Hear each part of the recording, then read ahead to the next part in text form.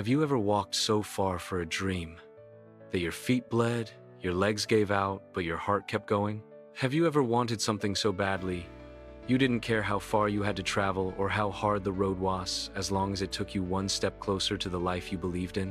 This is the story of Arjuna boy from a small, forgotten village in India, where there were no streetlights, no proper roads, and certainly no easy path to dreams. But from that dusty land, under a roof made of tin sheets and dreams made of steel, rose a scientist, a boy who walked 10 kilometers every single day just to sit in a classroom. Arjun was born in a village where the idea of success ended at getting a job in the nearby town or maybe, if lucky, becoming a clerk. Education was a luxury. Most kids dropped out after 5th grade, helping their families in the fields. His father was a farmer, weathered hands, tired eyes, a man of few words but deep hopes. His mother, a homemaker, believed in small prayers and big faith. From a very young age, Arjun showed signs that he was different. He would stare at the stars longer than most, not with wonder, but with questions. Why do they shine? He once asked. Why don't they fall? He wasn't satisfied with, because they're in the sky. He wanted to know why. The nearest school was 5 kilometers away, if you count both ways. There were no buses, no cycles, just a narrow, cracked road filled with stones, heat, and during monsoons mud deep enough to trap a bullock cart. But Arjun walked it every day, without fail. Rain or shine, summer or storm, Arjun woke up at 5:00 a.m., helped his father water the crops, ate a small meal, usually just some leftover rice, and began his walk. Most days, his feet hurt. Some days, his shoes tore. Many days, he arrived late, but he never gave up. At school, he sat in the front row, always listening, always asking. Notebooks filled with scribbles, dreams, and formulas he tried to understand with the help of old, borrowed textbooks. His teachers noticed. One of them, Mr. Krishnan, once said, "If curiosity had a face, it would be Arjun's." He began giving Arjun extra books, some even from his college days. Arjun devoured them page by page, night by night, under a dim kerosene lamp. But curiosity comes with a price. The other boys mocked him, called him names. "Professor," they laughed. "What will you become? A scientist from the farm?" One day, after school, Arjun came home bruised and muddy. He had been pushed into a ditch by some older boys. His mother cried. His father said nothing, just placed a hand on his shoulder and said, "You want to stop?" Arjun looked up and said, "If I stop now, it'll hurt more than walking 10 kilometers ever did." That night, his father sold one of their goats.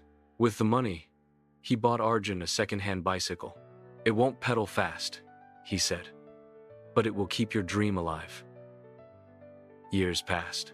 Arjun completed high school at the top of his district, a first for his village. He applied for a government scholarship to study science at a city college.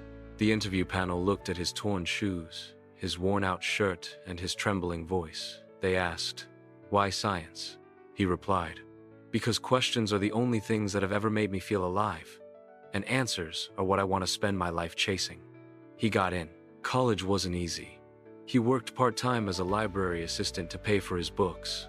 He couldn't afford coaching or fancy gadgets, but he had something others didn't: resilience built on long walks, hunger that had tasted real emptiness, and belief that had never been allowed to rest. He studied day and night, competed with students who had far more resources, and still stood out because his foundation was struggle, and struggle had made him unshakable. In his final year, he submitted a research paper on renewable energy made from crop waste, a topic inspired by his father's farm. That paper caught the eye of a professor from a prestigious institute. He was offered a scholarship for further research. One door opened another. Years later, Arjun stood on the stage of an international science conference. His paper had just received a global award.